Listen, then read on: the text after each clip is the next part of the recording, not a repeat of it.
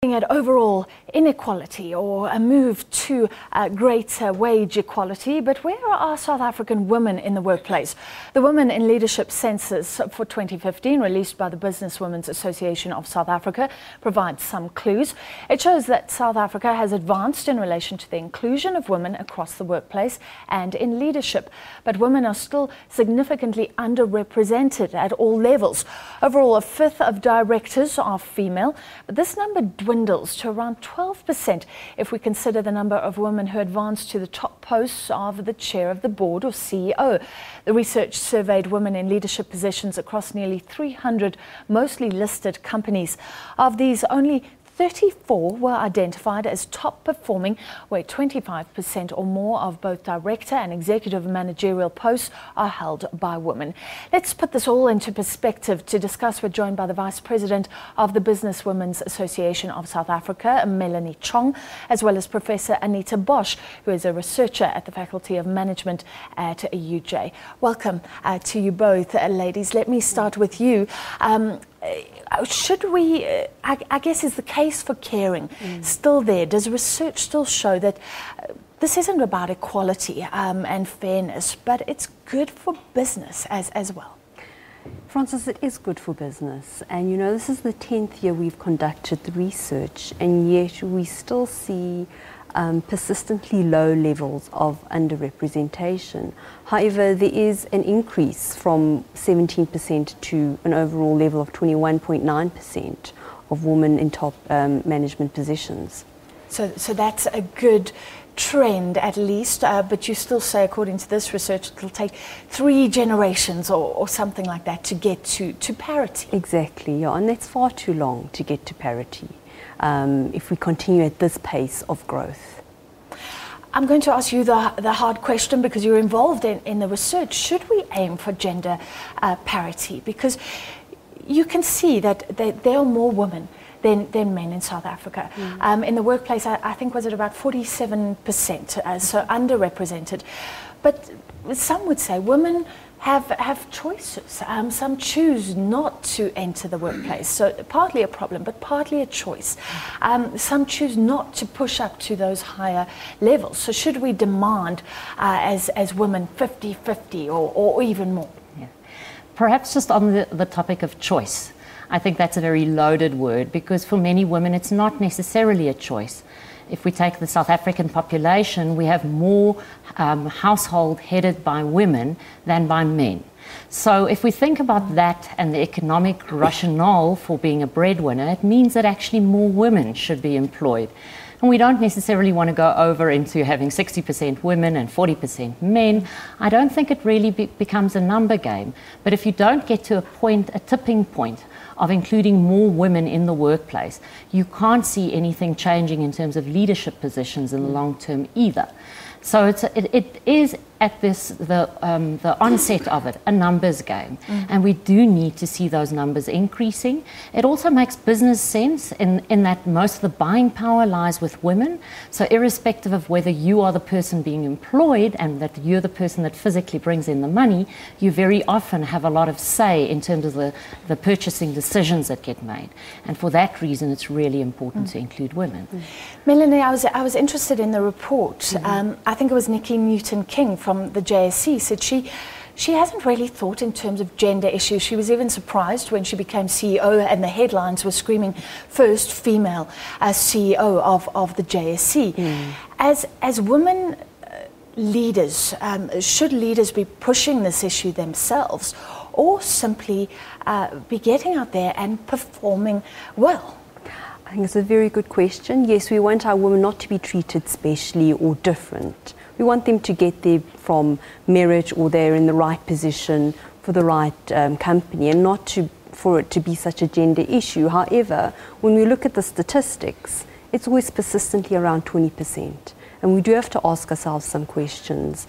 Is it women themselves, or are there other cultural barriers that are holding them back?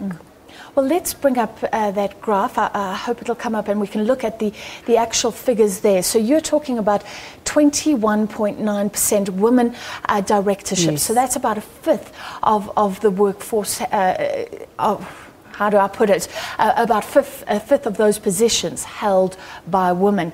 Then we go up, and that's interesting, only about 12% become CEOs, become chairs. Anita, does that still count as a glass ceiling? You know, the glass ceiling is also very often said that it doesn't necessarily exist. Yes, most definitely, I think it does exist, because why aren't we seeing the numbers coming through? If we take, for instance, the chartered accountancy profession, we're finding that more women are being delivered to the market at the moment, being qualified chartered accountants. We know in South Africa that chartered accountants become very often CEOs. Why aren't the women then CEOs? So definitely, if you look at that figure, there is some type of barrier, and it's a very key. I mean, to become CEO is the person in the company that most probably, other than the chairperson of the board, has the most say in the company. And yet those positions are rarely filled by women. If we think about state-owned enterprises, if we go to higher education, you see the same pattern emerging. And so why is that if we have sufficient numbers of women actually with the right levels of skills entering the job market? What are those barriers that still exist? It's a good question. It also happens worldwide. It's not particular to South Africa. So we ask ourselves the question, is it legal? Well, there are no legal barriers to our women in South Africa. We have a very progressive constitution. So therefore it needs to be a cultural barrier from women themselves, maybe not taking the opportunities that are presented to them, but also the men that they are working with perhaps have older fashioned type of attitudes towards women in the workplace. So it's not a clear-cut answer or why is there such a problem, but yeah. You're mentioning companies where they are mostly men, and I was just amazed that some of these big companies that you looked at had no women directors. I think 53 had no women directors. How are they getting away with that, do you think? We don't know. I mean, you know, these recommendations as to how many women you should have on your board, but it's not mandatory to be on the Johannesburg Stock Exchange, for example, and have a woman director. So, you know, what can we do as a Businesswomen's Association? We can publish this list, we can come to you, we can say, look, this is what is happening. We've written letters to these companies as well. But well, we can actually name and shame some. Remgro, Mediclinic has 1 out of 19. Some have no women at an executive level, Spur and Capitec, and I'm surprised. Anita, I remember some interesting research, which was about how women, if we talk about cultural barriers, don't follow the expected path sometimes. So often you're meant to just move up slowly, and you will get there if you perform at an exceptional level.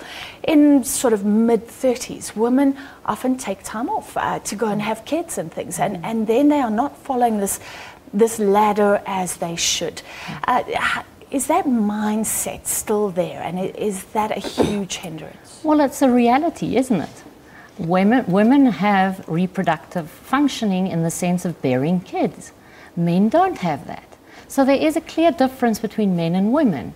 And if we continue to conduct business and operate business processes and policies as though it's only men that work in the workplace, we will continue to see that women cannot enter because there's a very real barrier.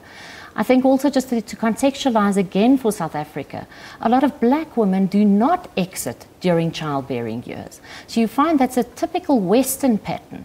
But very often for the larger portion of our population, that is not the pattern. They might exit for a few months, but they re-enter very quickly.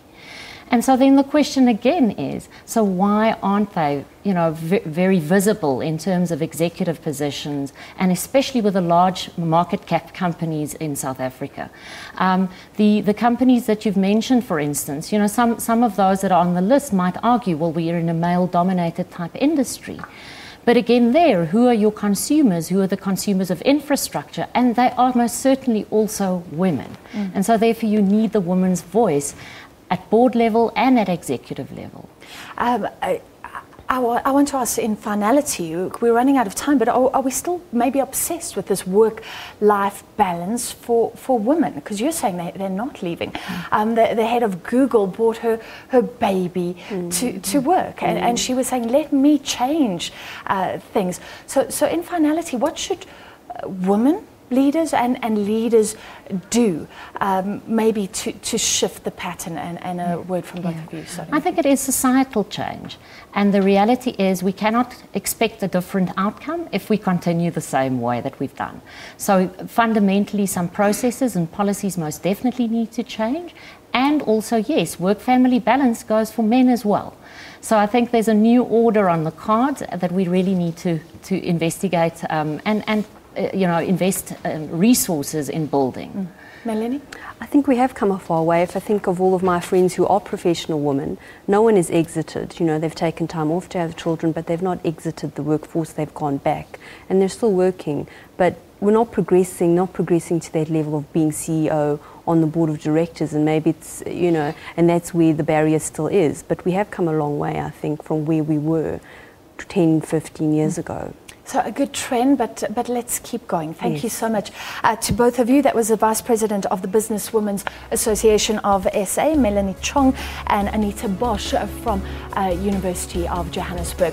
And looking around, there are lots of wonderful women in the crew and working behind the scenes. So from us, that is a wrap from Business Review.